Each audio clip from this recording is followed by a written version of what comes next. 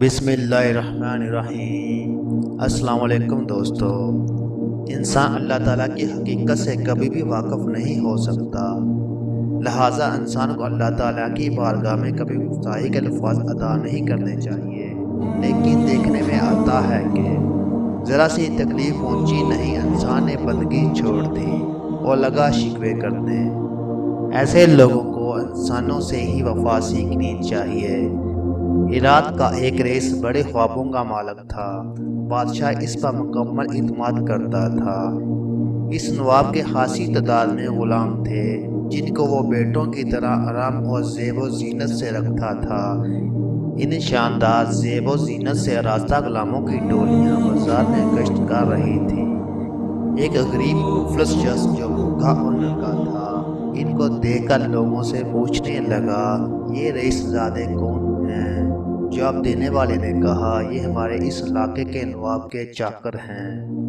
وہ یہ سن کر حیران رہ گیا، عثمان کی طرف منہ کر کے کہنے لگا، اے اللہ، اپنے اس بندے کو دیکھ، سردی کے مارے اس کے دانت بج رہے ہیں اور بھوک سے اس کا برا حال ہے، اور اس علاقے کے نواب بندوں کو دیکھ کے اس کے غلام کتنے موٹے تازے بے فکری و فارغ الباس سے ادھر ادھر اتراتے پھر رہے ہیں۔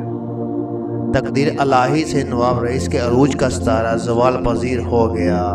بادشاہ نے بعض وجوہات کی بنا پر اس کو قید کروا دیا، اس کے اموال و املاک کو ضبط کر لیا اور اس کے وفادار ساتھیوں کو شکنجوں میں پھنسا کر رئیس کے ذاتی معاملات کے متعلق پوچھنے لگے۔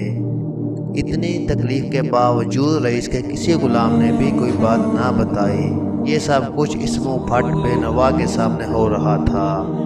بادشاہ نے کہا، میں تمہاری زبان اور ہاتھ کٹوا دوں گا، تم غلام خاموش رہو۔ اس پر بادشاہ کی غضب کی آگ اور بھڑک اٹھی اور مسلسل کئی دن تک اس پر بے جا سختیاں کرواتا رہا، لیکن کیا مجال کسی کی زبان نے اپنے مالک کے متعلق کوئی شکوہ شکایت یا بیت ظاہر کیا ہو۔ یہ دردناک منظر دیکھ کر وہ بے نوا شخص بے ہوش ہو گیا۔ وہ عالم بے ہوشی میں اس نے یہ آواز سنی، اللہ تعالیٰ کو بندہ پروری کا سبق دینے والے ان غلاموں کی وفاداری دیکھ اور بندہ بننے کا سبق بھی ان غلاموں سے سیکھ۔ اردو کتاب آج کے لیے اتنا ہی۔